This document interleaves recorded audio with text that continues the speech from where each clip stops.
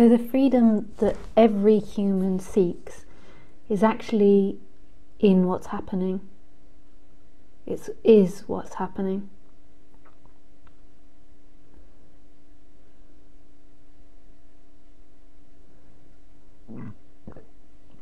Pardon me.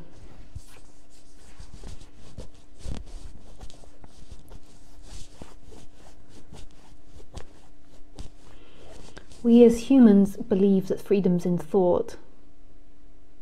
We can spend a lifetime spinning in thought, in what thought is right, in what thought is true, in trying to get to the right thought, in being talked out of your own thoughts, listening to someone else's thought, or following someone else. But really the freedom is what's happening. And in what's happening, as that begins to be explored, there can be a seeing that what's happening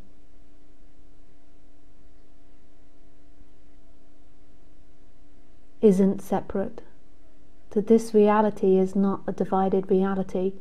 It appears like it can be. It appears like there's a sofa and there's a Lisa and there's a chair and there's a sunflower and there is a painting and there is a wall.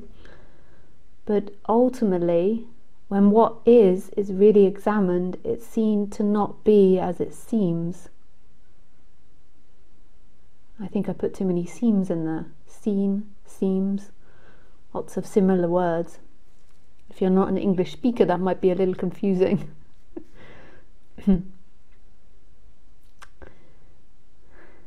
So let's take a look at the nature of reality. But I'm just going to close my door because it's cool.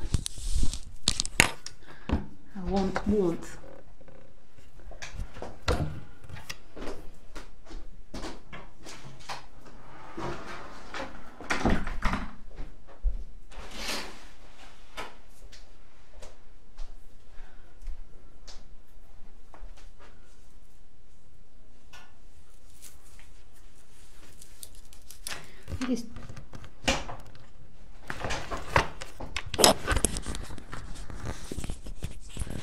So let's explore what is.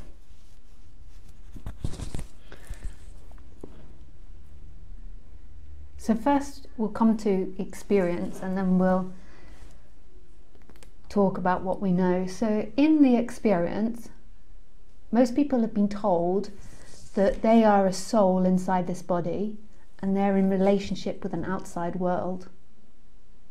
So that's what we've been told. We've been told we're a name, we've been told we're a body, we've been told we're our choices, we've been told we're our feelings. And so we kind of feel like we're inside this body looking out at a separate world, looking out at a world out there.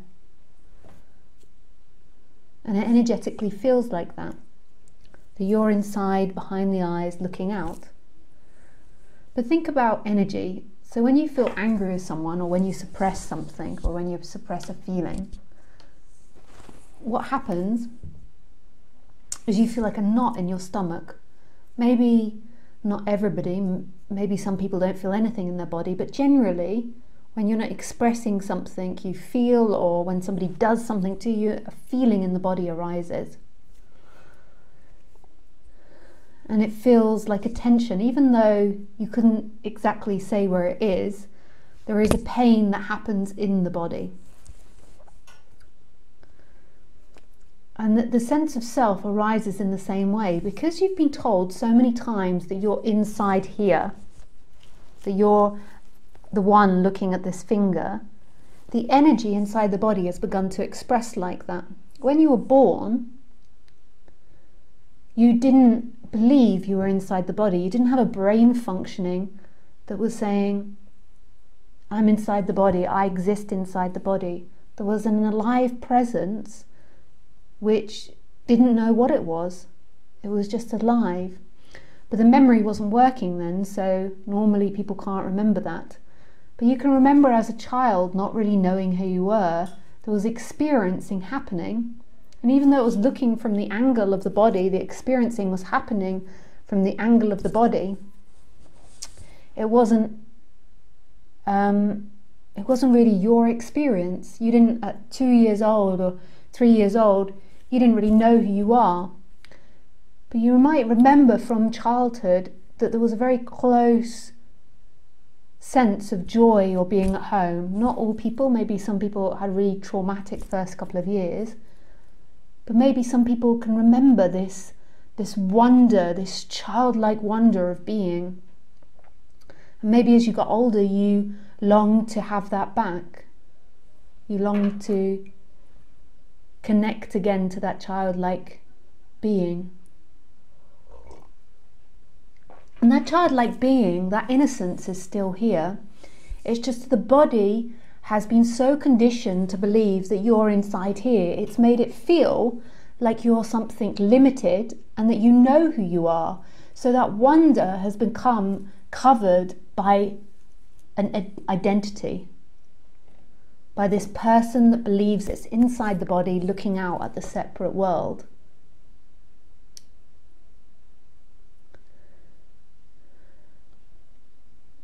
And these bodies are meant to be conditioned. They're meant to learn right from wrong. They're meant to learn how to live in a society. They're meant to learn what hurts and what is pleasurable and what's comfortable and what's not comfortable. These bodies are meant to learn and interact with the environment. But it's almost like as humans we've developed this abnormality which says that person is me, that person that's learning, that person that's understanding, that person, that body is me, and that's all I am, is this person that likes things or doesn't like things and is moving through time. And there's been a cut-off from the essence that was there from birth, prior to you knowing intellectually who you were or who you are.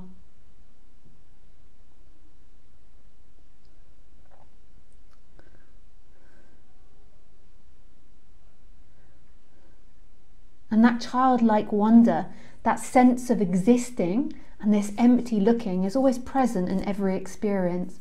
In every experience there is recognition of the experience, and there is that alive presence, that sense of I am. This is, and that was the same as a child. You can't remember it though because your brain wasn't functioning. Your brain was functioning, your memory wasn't functioning. But you can remember it from early childhood. And the I am, that alive presence, is love. Unconditioned love. Not love for something, not love because you're getting something, not love for another, but total and utter unconditioned love. And that's all everyone on this planet wants, is to remember the love that you are, to have that back, that childlike wonder, playing for no reason. Not playing because of you. Like obviously there's a reason in playing. There's learning, the child needs to learn, but the child hasn't formed this identity that's seeking for that love in time. So there's another layer to that child where it's just playing for no reason. There's this another part. It's not playing to get that love, to get home. It is home, and there's playing happening, and the body is learning from that play. And then as time goes on, the identity begins to cover that love that you are, and then that identity begins to seek for that love in the wrong place.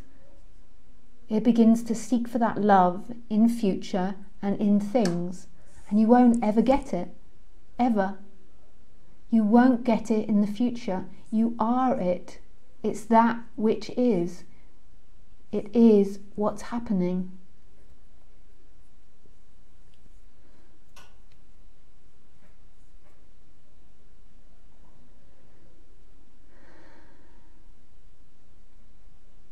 And some people might say this is a spiritual message. Some people might say it's philosophy.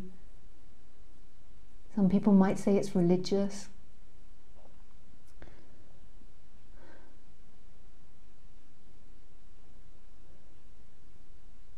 But actually it's really not belonging to any of those titles.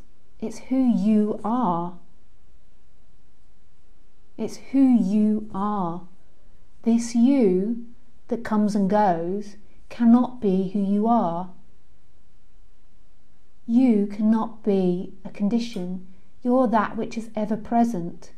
How can you be something that's here one moment and gone the next? How could that be the experiencer of this? Our mind and the way society teaches us, and this is so embedded, is that we're all of these things. We're the body, we're our thoughts, we're our conditions, and all of them come together and make this person inside the body and make that an experiencer. But actually the experiencer is closer than that.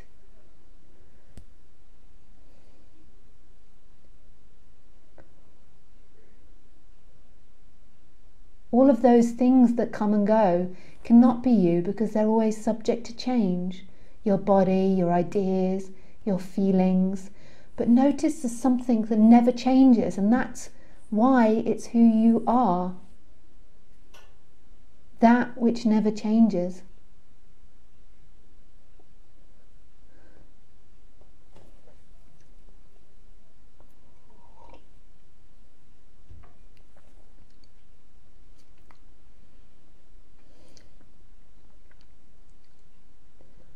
This message has to be delivered so delicately, because easily it can become an excuse for people to what we call spiritually bypass. Easily it can become a cult-like mentality. Easily it can become worshipping a guru and giving your life to the guru. Easily can become all of these things. And I'm not condemning any of those things. I'm not saying they shouldn't happen, but it has to be so clearly pointed out that none of that's it. Easily there can be a getting lost. Now, the spiritual bypassing, the way you get lost in that, is by using the non-duality ideas to try and sort out the psychological. And the non-duality ideas can relax the psychological, but you have to also understand that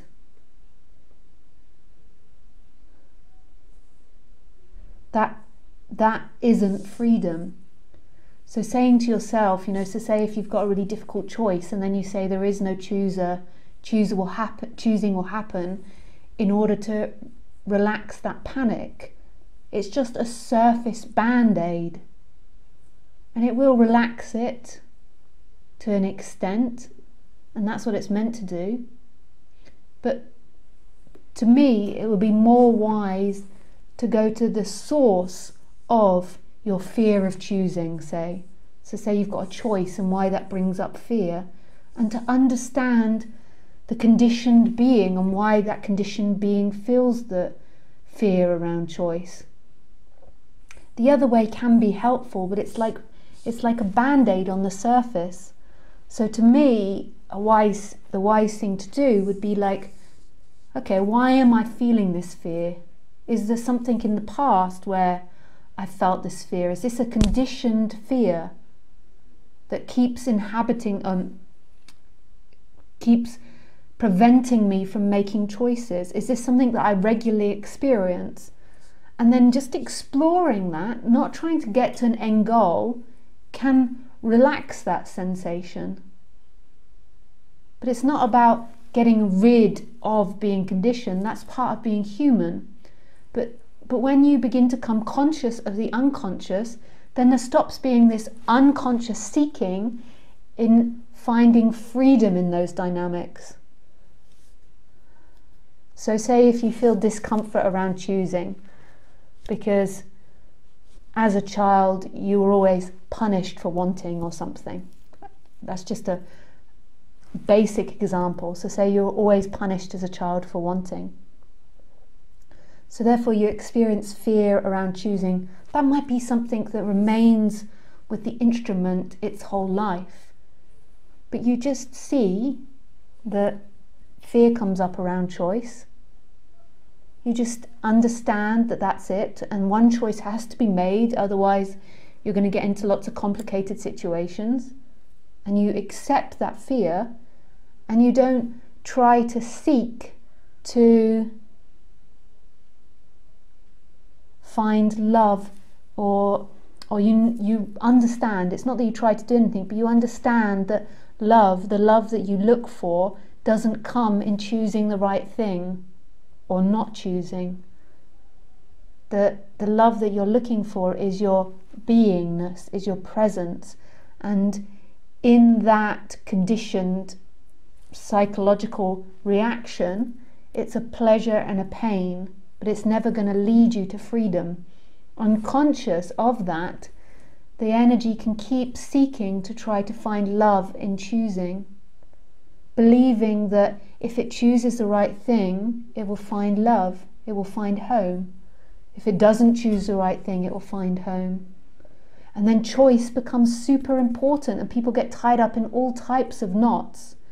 And as you begin to see that home is what you are, then that dynamic will relax. It might never go, but it will relax. It's not about making it go. Each human's going to have its individuations, and with negative dynamics come positive dynamics. Maybe that person researches loads about choices, so therefore it makes wise choices on the positive side.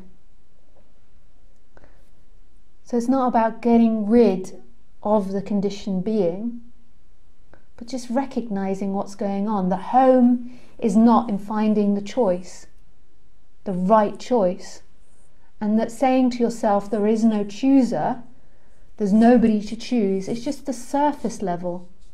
That's just putting a band-aid on the surface level, and maybe that's beneficial when you're in a really stressful situation at work or something, but it's going to come up again and again and again. If you begin to understand the deeper level of that, the feelings and the sensations, and see that there's no freedom in your choices, then it will relax. It will stop being so tense.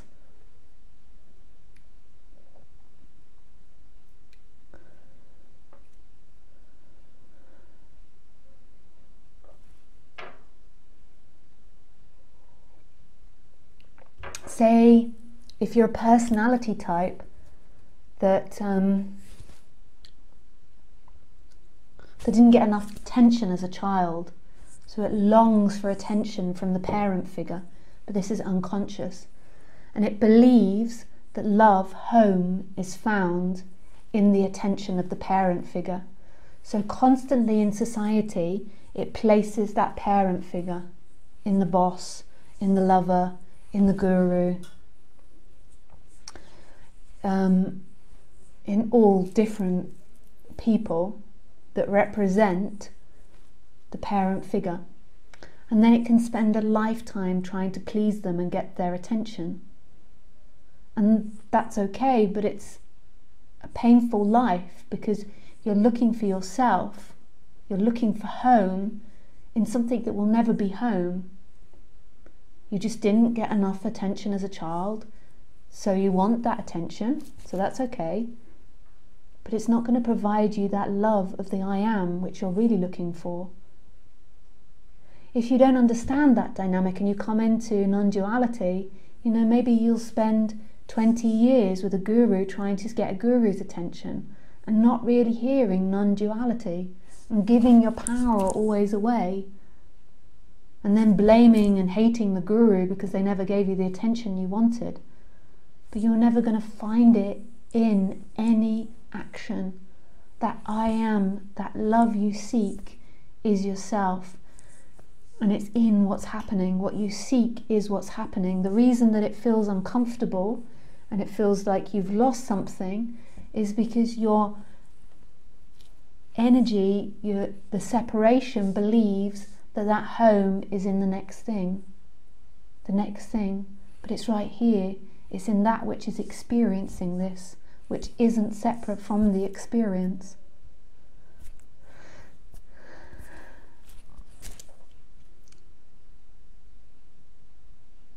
But this isn't about, not on the human level, the body-mind mechanism not being human. This isn't about being superhuman. That's another fantasy that you've come up with, being a superhero, because you believe you'll get love in that. It's not about being a superhero, this enlightened superhero. It's about that I am presence that's right here.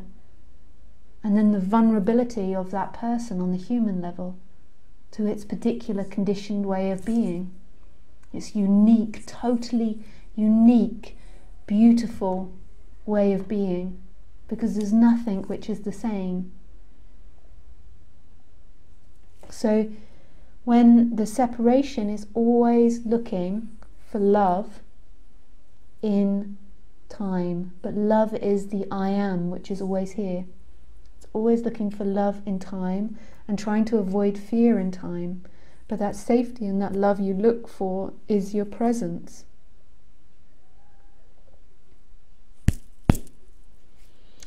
But now maybe we go to some questions.